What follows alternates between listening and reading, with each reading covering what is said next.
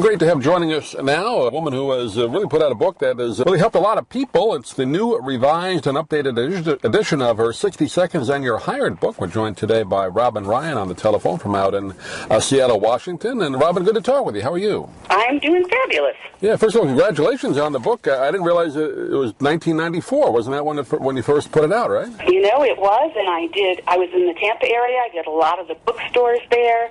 But every about 7 or 8 years, you've got to come out and do a new edition so that people can see what's changed. I mean, this has been out a week, so this is the latest information on hiring, the latest information on what employers are asking, and the latest information you can find on salary negotiation and how to ace that interview. Yeah, it really has changed. A lot of it has changed with job hunters, particularly over, like you said, the last 10 or 15 years. I mean, there are some things that have always been the same, but a lot has changed, hasn't it? Absolutely. And one of the first things is social media. People don't think about that. About 65% of employers are going out there and they're looking at your Facebook page, and they're not looking at it to see if you're cute. They're looking at it to see, why should I not hire you? Because remember, the interview process is set up to make you fail. It's not set up so that you'll succeed. If they talk to 5 candidates, 4 of them are going home empty with no jobs. So that means, it's an 80% failure rate. We've got to be prepared. We've got to know how to answer the questions. And we also have to come in with some self-confidence. I think that's really important. A lot of people come to the job interview and they're just terrified, and it comes across that they're like a robot with no personality. Yeah, it's a tough situation even in a good job market, but now it's quite tight out there, so you're really competing with, maybe 10 times more people than in the good old days, right? When there were plenty of jobs, or more jobs available. Well, it's improving, let's put it that way, but one of the things employers want to know is, very quickly, how can you help me? So if you're opening the interview, you want to use a technique that I call the 60-second sell. Mm-hmm. And this is your verbal business card. You've done the research on the company. You've found out on LinkedIn about the employer and what that boss might be like. You've talked to your network. You've got as much information as possible. And then you say, okay, here are my 5 selling points. Usually that's your experience and maybe any special skills you have. And so if they say, tell me about yourself, they're not looking for an autobiography to start the interview. They want you to start out saying something like, well, for the last 5 years, I've been a fundraiser, and I work on galas, I work on auctions, I work on direct mail campaigns, and as a result of me being there doing all the marketing, our organization has improved the overall contributions by 17%. That's, more than $1 million more that we bring in now than we did when I started. Yeah, it's like they call, for salespeople, an elevator speech, right? You want to have at least a couple of statistics in there. Absolutely, but it's really customized for each job opportunity so that you're ready to tell that employer, here's a good reason to hire me. And when you're walking out the door, instead of just saying thank you and leaving, it's better to say, I really appreciate the opportunity to meet with you today. Let me simply summarize what I bring to this position. And boom, you go in and you offer the 60-second sell, your selling points. And then you leave, and that's what they remember. They start writing those things down, because you interview 5 people, you're going to be lucky if you can remember 2 or 3 things about any one of them. So leaving with the 60-second sell is very, very effective to help, convince them that you're the one they should pick. And what's great about the book, you have the actual questions, I guess over 100, that you're bound to be asked. I can't imagine there's any more that you haven't written about in here that you would be asked, but then you give possible answers on how to handle them. I guess that's the toughest part. Some of these questions, to answer them the way you want to, but not give out too much information that you don't want to. Well, you don't want to say negative things. Like, for example, if they ask you, tell me about your worst boss. Yeah. And you don't want to come out and say, well, she was a witch. I worked for her. I can work for anybody. Because, that employer is thinking, oh, my, this is what he's going to say about me. And so they're certainly not going to hire you after they hear that. So you want to make sure that when you're going out there and you're talking to them, something that's not so let's say, derogatory. You might say something to the effect of, well, I really would prefer an employer who gives me a lot of feedback. I like a collaborative environment. That's where I feel like I'm most productive. And my last boss was simply, managed by email. Sometimes you could go months without hearing anything from them. Yeah. So, I prefer something where I feel more part of the team. That's just a good way to answer the question without them thinking down, especially, too, because most of our environments are much more collaborative now than they were, say, 3 or 4 years ago. You bring up a good point there.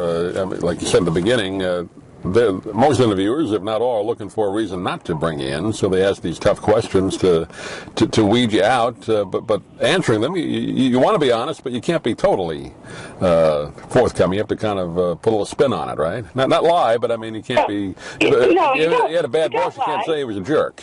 Right. You carefully craft how you're going to answer the question by writing it out in advance and practicing it, rehearsing it. Because sometimes the first things out of your mouth are not the best things to say. Right. So by thinking about it and, I recommend people write out the answers to the questions they're sure they're going to get asked and really think them through so that they've got a good answer to some of these tough questions. I mean, it's very hard when they come up and say, well, what's your greatest weakness? Or what's your current salary? You don't want to blurt out and say, well, I'm making $52,000 a year as a manager right now. Then you just lost all your negotiation power. And what if that job would pay $10,000 or $15,000 more? You just messed it up. You're not going to get it. Yeah, great, and that's the one I really appreciated there, the section on salary negotiations, because most people don't have any experience doing that, particularly your first couple of jobs. You don't really know what to ask for or what you should say, and you're not really taught that in school, so you had some good points in there about salaries.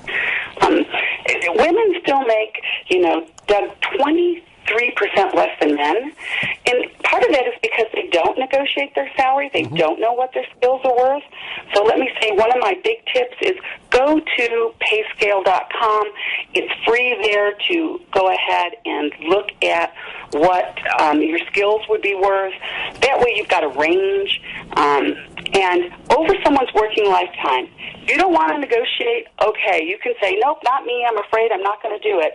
But what you're going to leave on the table, because the first offer is not the best offer in 90% of the cases, you're leaving on the table an earnings loss of $1 million. No. That's what the new research says. That's how much money you could have made when you jump from one employer to another over time.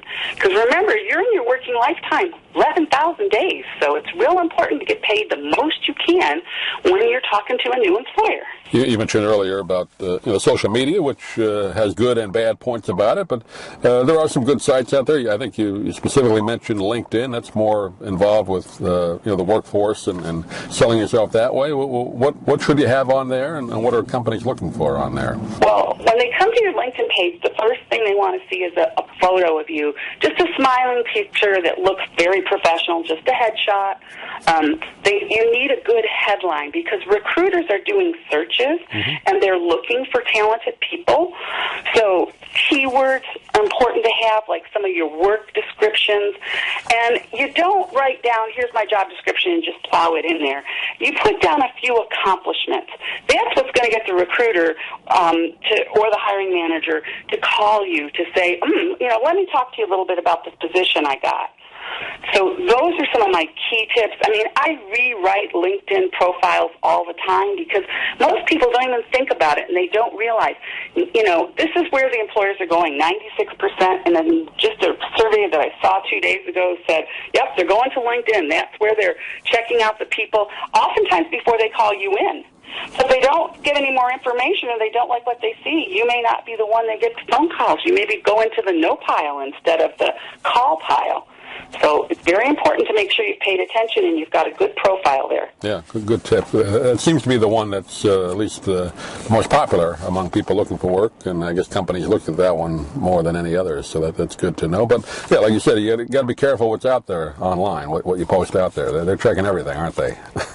Oh, they're going to Facebook, and if you've got bad things on Facebook, you need to take it down. Yeah. Like, women often say, I called in sick today so that I could do the cooking so I could be ready for the big party tomorrow. That's not going to make an employer very happy. And so that's going to make them keep looking. If you're the party animal and got lots of drunk pictures on your page, I would take all that stuff down. Highly, highly recommend it, because so many employers, it's actually 64%, and it keeps growing. Every year that number keeps jumping. A year ago it was only 50% are going and looking at Facebook pages and Twitter posts. So be careful. Yeah, I'm amazed what people put up there. Oh, yes. It can be entertaining, so, but it's amazing what people write. Yep, and if you're a hiring manager, you're like shocked enough to say, oops, don't want that person. Well, great tips in the book. Again, it's called 60 Seconds and You're Hired. The newly revised edition, just out as we talk about a week ago, and we've been talking with Robin Ryan today. And I just want to mention, Robin, a great thing that you're doing, a lot of the money from the book going to breast cancer research. So I just want to mention that. So that's I know you went through that yourself, so that's a tough thing to overcome. I did, and we absolutely need a cure. I lost one of my friends to breast cancer while I was also sick, and we got to have a cure here. Yeah, no doubt about it. Well, Robin, pleasure to talk to you. I know you said you used to have family down here, but hopefully if you do decide to move down or have a winter house, we'll talk to you again in person, but if not, we'll do it on the phone. But thank you for joining us. Thank you for having me. I'm Stan Brock. 30 years ago, I formed Remote Area Medical to help people overseas. But then we found generations of families in America isolated by poverty from the health care they need. Together, we can take dental, vision, and medical help to 1 million adults and their kids, right here at home in the United States of America. If you'd like to order the book we're talking about, please go to DougMilesMedia.com and enter the author's name in the Amazon search box. Thank you for listening. Please come back soon for more conversations here at DougMilesMedia.com. This has been a presentation of Doug Miles Media, all rights reserved. You can listen to or download previous programs at iTunes, Stitcher.com, or Doug Miles